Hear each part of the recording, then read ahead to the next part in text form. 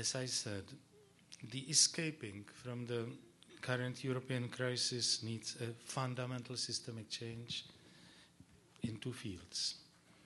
It needs the transformation of the European social and economic system, and it needs the restructuring of the European institutional or political arrangements, in another terminology, the form of European integration. Those are the two fields. Let me outline the main issues, the main components of such a change as I see it.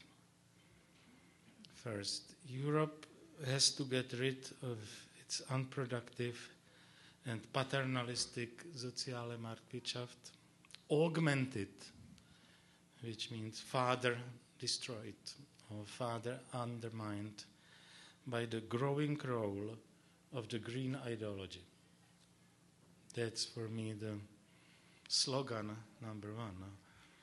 Number two, Europe should accept that the economic adjustment processes take time and that the impatient politicians and governments usually make things worse.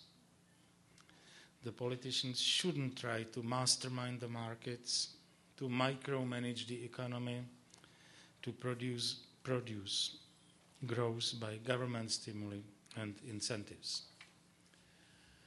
My point number three is Europe should start preparing a comprehensive program of reductions of government spending and forget flirting with solutions based on tax increases. And what's important, the reductions must dominantly deal with mandatory expenditures, because discretionary spending cuts are, as a long-term solution, quantitatively more or less insignificant. My point number four, Europe should interrupt the creeping but constantly expanding green legislation. The Greens must be stopped from taking over much of our economy under the banner of such flawed ideas as the global warming doctrine.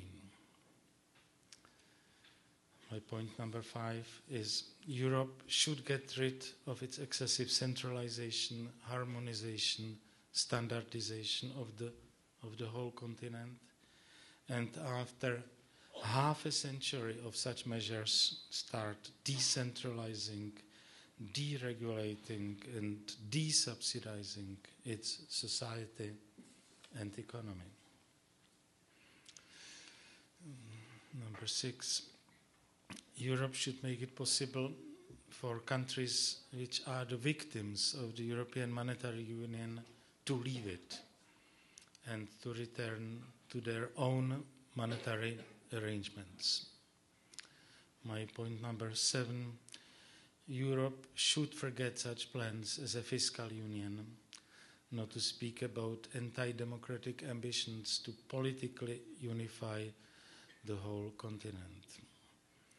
And my last, but for me, for someone who lived for half a century in communism, the most important point is Europe should return to democracy, which can exist only at the level of nation states, not at the level of the whole continent. It requires returning from supranationalism to intergovernmentalism. So this is my modest proposal. I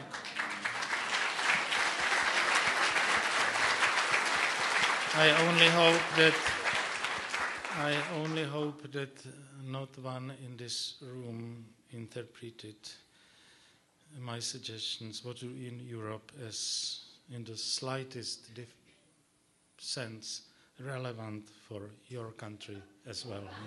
Thank you very much.